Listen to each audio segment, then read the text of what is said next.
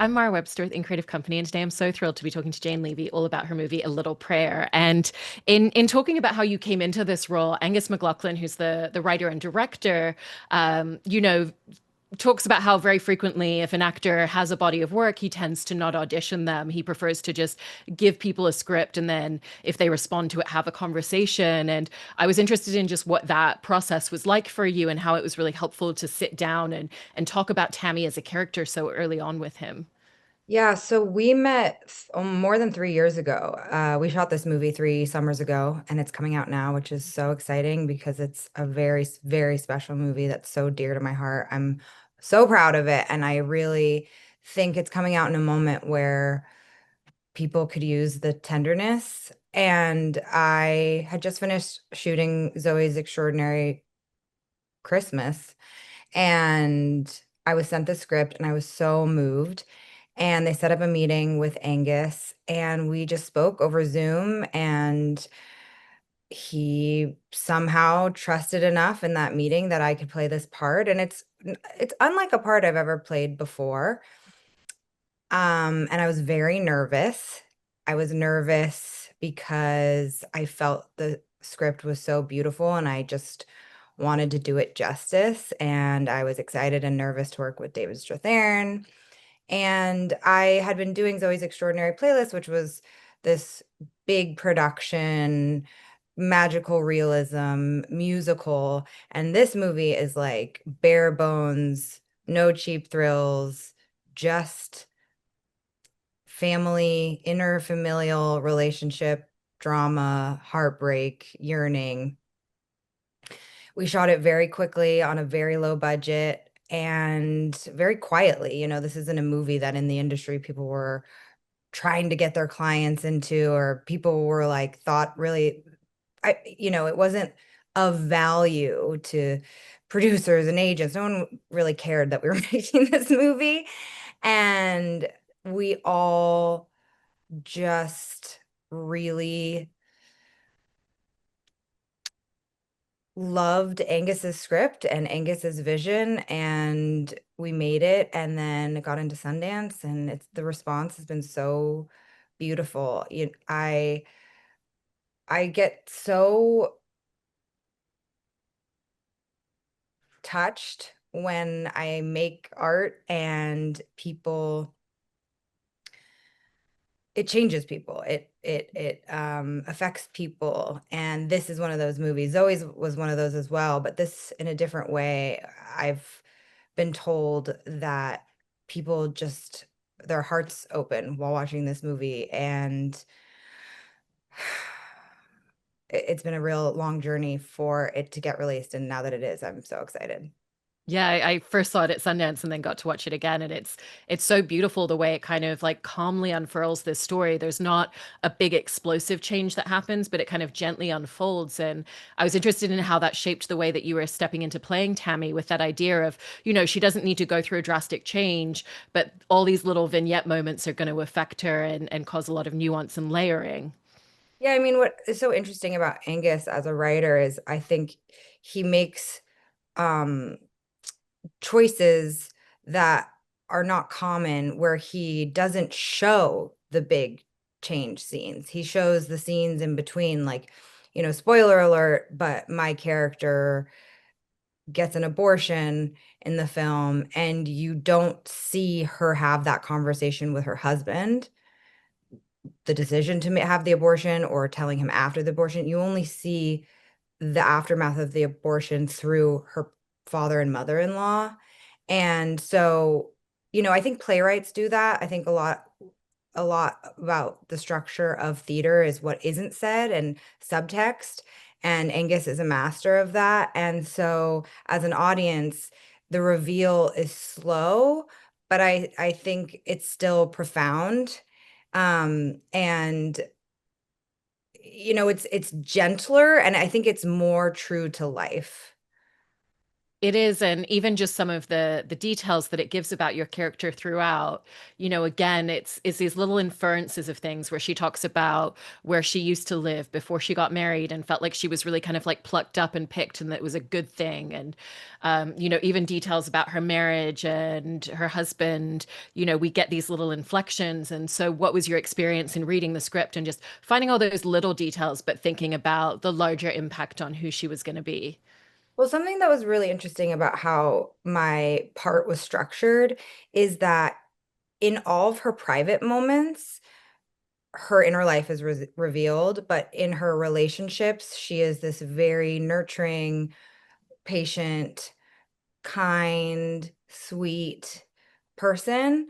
And then whenever we see her alone in the car, waking up in the morning when her husband's asleep, um, in the bathroom, you really see what's going on with her. And again, I think that's very true to life. There's people, you know, I've seen people I know who in relationship to me are very generous and um warm, and then I've glimpsed them when they don't know they're being seen and their face drops and you can see the heaviness of life, and that is something I think was that was something that was really interesting about playing Tammy to me is I thought, wow, I can really reveal this inner life and her conflict in these short private moments. You were also talking about the fact that your character goes through an abortion, and the way that that scene was filmed is so interesting because it's really filmed as this one take, and we hear the doctor's voice but we don't see her on screen until the end of the scene. And I know that when you filmed it, it turned out to be the same day that Roe v. Wade ended up getting overturned. And what was the experience of going in and filming a scene that has such importance and such poignance for this story at the same time as that all happening? That was one of the craziest days of my life, for sure. At the end of my life, when I'm reflecting, I would say that was a top 10 just wild day where you're like, how did everything align like this? Um, it felt very serendipitous and extremely difficult and heartbreaking, but at the same time, I felt this overwhelming sense of awe and gratitude that I get to be an artist and make something with all of the feelings that I was having, and make something with all the feelings that I was having that will then turn into something that people can experience and then we can all discuss. I was like, wow.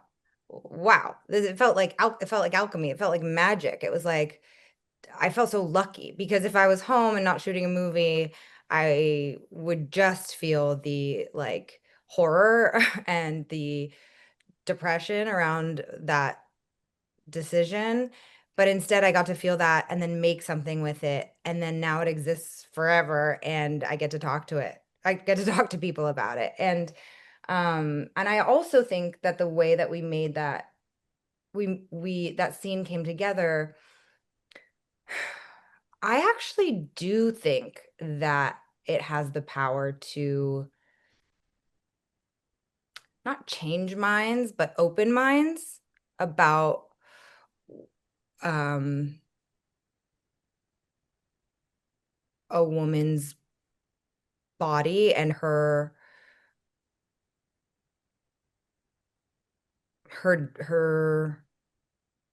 experience and her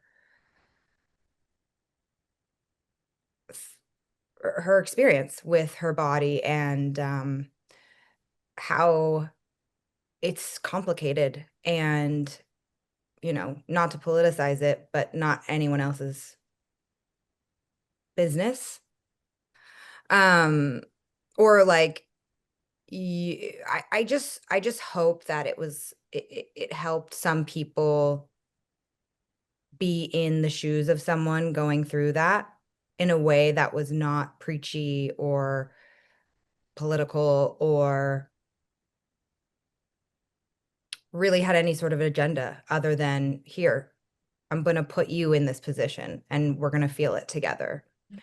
And yeah, it was just such a wild day. Like I've told this story before, but I showed up to set to shoot this scene, which I always felt was one of the climaxes of the scene of the movie, this, and then at the end with David and Tammy on the bench, or Bill and Tammy on the bench. So I was nervous about the scene and I was like getting in the zone, trying to just breathe and be present and say like whatever happens in the scene happens. And then I got a text message from my mom that said the fuckers did it. And I didn't know what she was talking about. And then I realized, and then it was just like, oh my God. And yeah, what a crazy coincidence. Yeah. No, and I also think that the way that Angus filmed it and that creative choice really just adds a lot more resonance to that conversation and to that moment and the emotion of it. And it's really interesting to see the way that he often films a lot of scenes just kind of like in these singular takes and, minimal setups. And it's not about getting five different versions of coverage. And I was interested in your experience working on the film with the way that he filmed all these scenes and what you feel like that really allowed it to add to these characters in the story.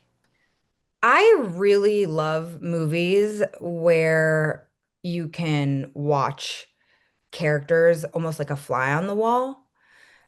I feel, and it's a total stylistic choice and it makes sense for a lot of storytelling, but sometimes in America, we feel always that there needs to be a close up on the face and then a close up on their face and then the two shot and then the wide. But if you watch a lot of European films, it's oftentimes like a play where the scene is happening and the camera is just a witness. It's not a participating member. Again, when the camera is another character, that's just a can be a wonderful stylistic choice. But I do enjoy movies where you can see the scene play out. And Angus does that here. Part of it is just like economical, like we didn't have a lot of money to shoot this movie, so we didn't have a lot of time, so we couldn't even do multiple setups.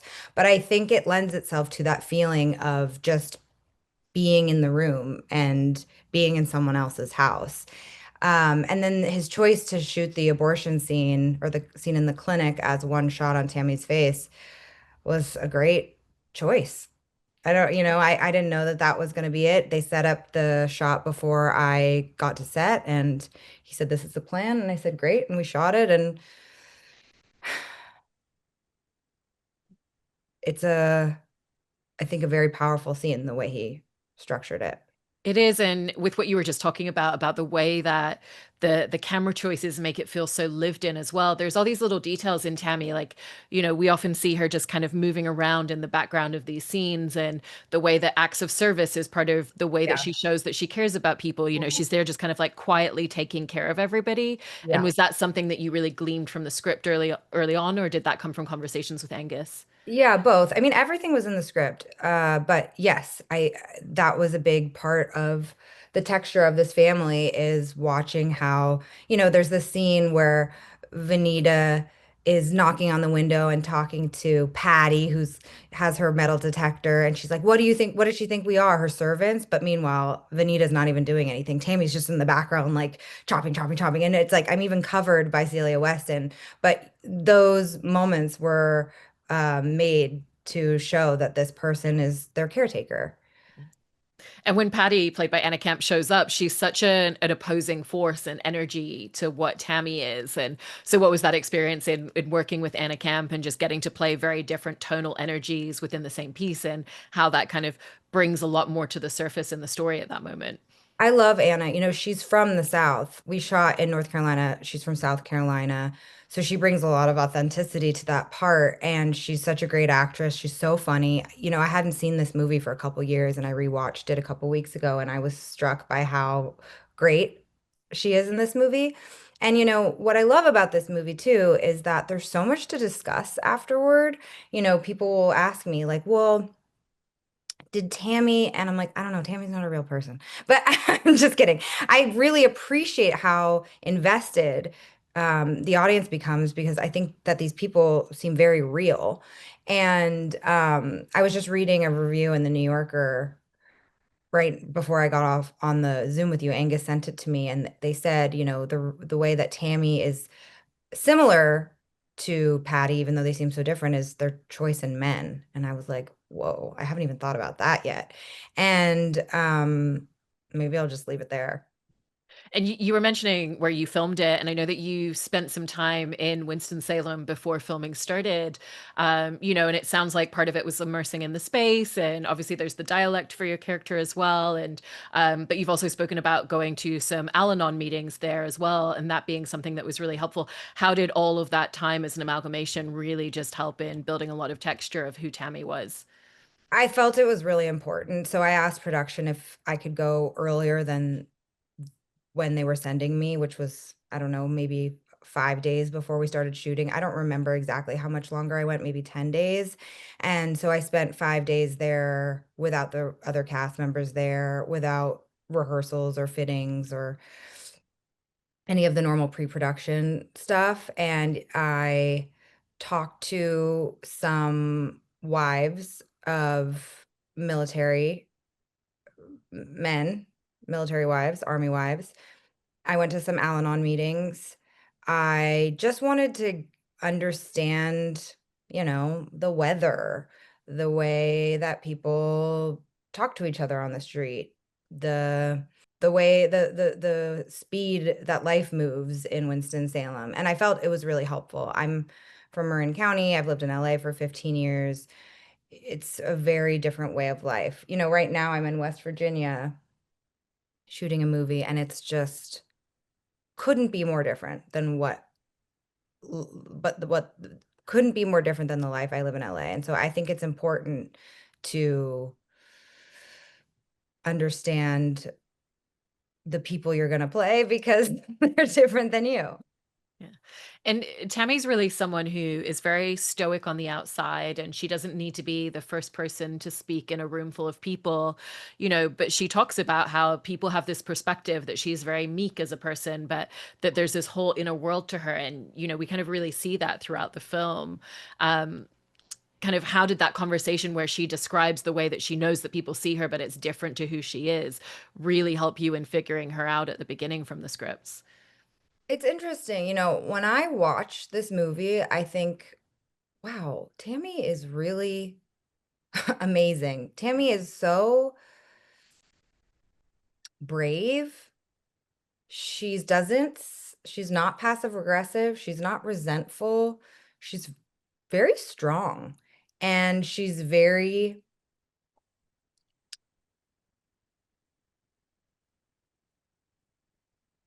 loving in her strength and compassionate. And she doesn't strike me as someone who self-flagellates or wallows. And I'm very inspired by Tammy.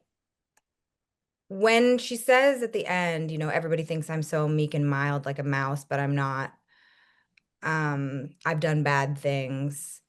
We talked a lot about that moment with Angus, and I'm almost like hesitant to reveal what he intended with that line, but it was the one part where I was like, I don't actually agree with that. And I think that every human on earth is capable of bad things. And to me, it just showed more of her